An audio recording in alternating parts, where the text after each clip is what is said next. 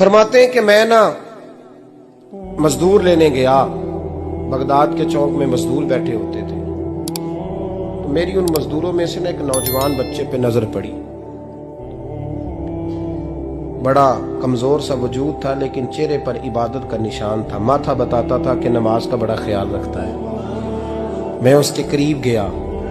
चेहरे भी बड़ा कुछ बताते हैं ना, चेहरों में भी बड़ी रानाई होती है। फरमाते हैं मैं करीब गया, मैंने उसको कहा बेटे मजदूरी करोगे? तो कहने लगा मजदूरों में बैठा हूं तो हुजूर मजदूरी के लिए ही तो बैठा हूं। तो मैंने कहा कि चलो फिर। कहने लगा नहीं, मेरी कुछ शर्तें। मैंने कहा बताओ? कहने लगा पहली शर्त यह है कि लोग 4 दिनार दिहाड़ी लेते हैं, मैं 3 दिनार लूंगा। मैंने कहा यार बे तो बड़ी बेहतरीन है, बाकी भी इस तरह की रख ले। उसने कहा हुजूर दूसरी शर्त यह है कि मैं आपकी मुकम्मल बात मानूंगा, लेकिन जब अजान हो जाएगी फिर आपकी नहीं सुनूंगा।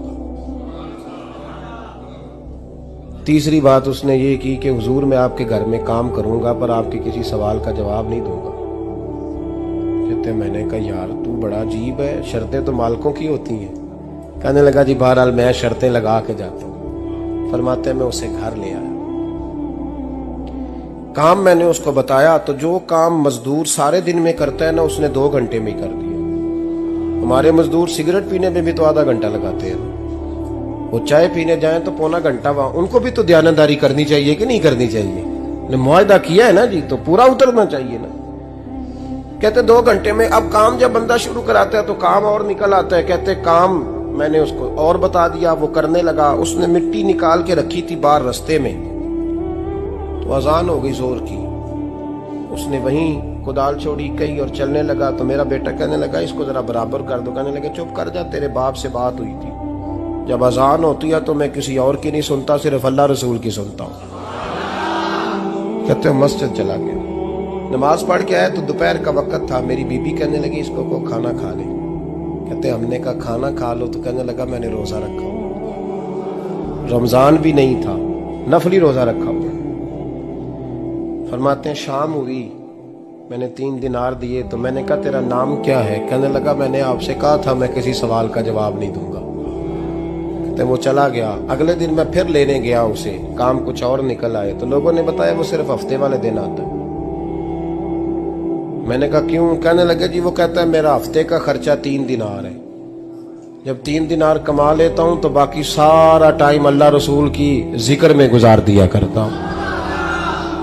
फरमाते हैं जी अगले हफ्ते मैं फिर लेने गया, मैंने पूरा हफ्ता इंतजार किया कि काम उसी से कराना है। मैं जब गया तो मैंने कहा चलो। कहने लगा मेरी शर्तें याद है ना? और मैंने कहा याद है भाई, साथ चल। फरमाते हैं काम कराया, 2-3 हफ्ते वो आता रहा। 1 हफ्ते में गया तो लोगों ने कहा हुजूर आज नहीं आया। क्यों? कहने लगे बीमार हो गए। कहाँ घर है? कहने लगे बगदाद के कब्रिस्तान के पीछे जो कच्ची आबादी है उसमें रहता है। फरमाते मैं गया, दरवाजे पे दस्तक दी तो कहने लगा हुजूर आप हैं? दरवाजा खुला है, आ जाइए। फरमाते हैं मैं अंदर गया तो मैंने कहा तुम्हें कैसे पता चला मैं आया हूं? कहने लगा हुजूर अल्लाह वाले हो, आप नहीं आना था, वरना अमीर तो गरीबों का पता लेने कोई नहीं आते।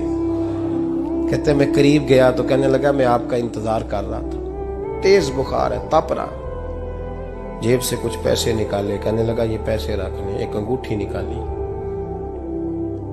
कहने लगा हुजूर आज रात को मेरा इंतकाल हो जाएगा, इन पैसों का कफन खरीद के सुबह जनाजा पढ़ के मुझे दफन कर देना, और जब दफन करो तो ये अंगूठी लेके असर के बाद हारून रशीद के पास जाना।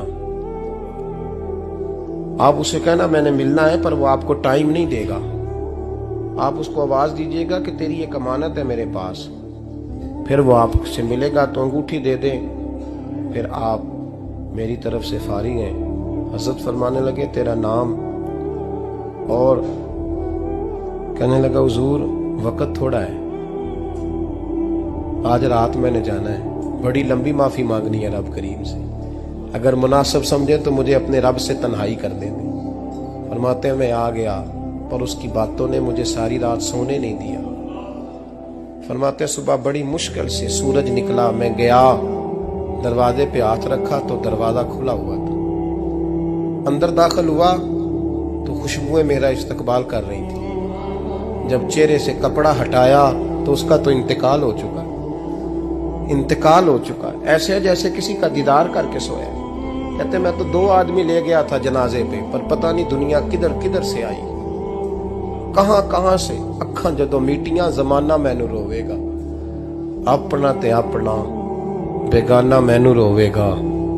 फरमाते हैं मैं तो 2 बंदे ले गया था, पर पता नहीं मखलूक कहां कहां से आई।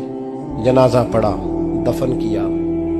हारून रशीद के पास में असर के बाद गया, मैंने बुलाना चाहा पर बादशाह था, मेरी तरफ देखा ही नहीं। मैंने उसको कहा तेरी एक अमानत मेरे पास है। फरमाते हैं वो मुझे कोने पे ले गया, क्या बात है, कमरे में बुलाया, मैंने अंगूठी दी। हारून रशीद तो चीखे मारने लगा, कहने लगा अंगूठी वाला कहाँ है? मैंने कहा वो तो इंतकाल कर गया। कहने लगा मुझे कब्र पे ले चल। कहते मैं कब्र पे लाया तो वो लेट गया, तड़प के रोने लगा। मैंने कहा मेरा कलेजा फट जाएगा, ना उसने कुछ बताया ना तूने बताया, ये कौन था? तो हारून रशीद कहने लगा ये मेरा बेटा था। मैंने कहा तेरा बेटा और मजदूर? कहने लगा हुजूर ये हजरत दाऊद ताई के पास बैठा करता था, उनका मुरीद था, मुझे रोज कहता था अब्बा तूने बड़ी दुनिया इकट्ठी कर ली है, मरते वक्त तुझसे टांगे समेटी नहीं जाएंगी, इतना हिसाब नहीं तू दे सकेगा। मैं इसको समझा देता, इसकी अम्मा समझा देती। ये रोज हमें कहता छोड़ दो, आ जाओ अल्लाह रसूल की बारगाह में झुक जाएं। हम समझ। एक दिन ये चला गया, कहने लगा फिर तुम्हारा रास्ता और है और मेरा रास्ता और है। ये सोने की अंगूठी गलती से इसके पास रह गई, गलती से हीरे की अंगूठी चली गई। कहने लगा देखो मेरे बेटे ने आज वो भी वापस कर दी है।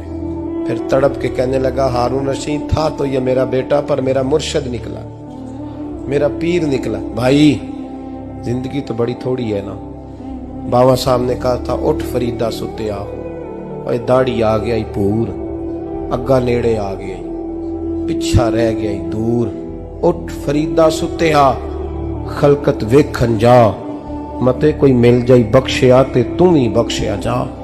उठ फरीदा सुते आ, झाड़ू दे मसीत, तू सुते रब जागदा, तेरी डाडे नाल परीत। मेरा रब हमें भी अपनी बारगाह में कबूल फरमा।